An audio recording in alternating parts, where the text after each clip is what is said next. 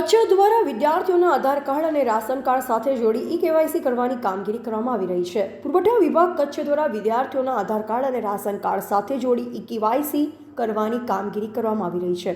ઉપરાંત આવતા સપ્તાહથી 4,45,000 કચ્છના વિદ્યાર્થીઓનો પણ સમાવેશ કરવામાં આવશે।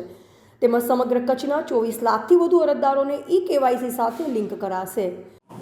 એકચ્યુઅલી હવે રાશન કાર્ડ સાથે આધાર કાર્ડને લિંકેજ કરવામાં આવી રહ્યું છે અને એને કહેવાય છે ઈ-કેવાયસી। અને ફ્યુચરમાં જેટલા ગવર્મેન્ટના બેનિફિટ છે એ લેવા ફરજિયાત ઈ-કેવાયસી હોવું જરૂરી છે।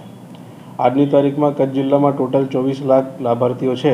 NFSA અને નોન NFSAના તમામના મેમ્બરના ઈ-કેવાયસીની કામગીરી ચાલુ છે, જેમાંથી 2.5 લાખ જેવાની કામગીરી સંપૂર્ણ થઈ ગઈ છે। હવે શિષ્યવૃત્તિ મેળવવા માટે પણ સરકારે ઈ-કેવાયસી ફરજિયાત કર્યું છે। તેમાં અમે 4,45,000 જેવા સ્ટુડન્ટ્સ, જેમાં પ્રાઇવેટ અને ગવર્મેન્ટ બંને આવી ગયા, અને including students of college also, એ લોકોની ઈ-કેવાયસી કરી રહ્યા છીએ, જેના અમે સેટરડેથી ઝુંબેશના ભાગરૂપે કામગીરી ચાલુ કરી છે। એનું સંપૂર્ણ મોનિટરિંગ અને માર્ગદર્શન માનનીય કલેક્ટર સાહેબ અને DDO સાહેબ દ્વારા કરવામાં આવી રહ્યું છે।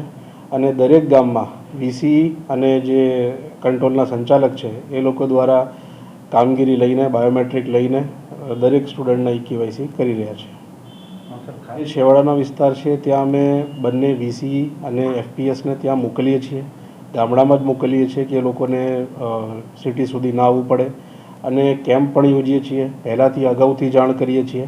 અને આઈ હોપ કે નેક્સ્ટ વીકની અંદર તમામ કામગીરી જે સ્ટુડન્ટ્સની છે શિષ્યવૃત્તિની એ પૂર્ણ કરવામાં આવશે।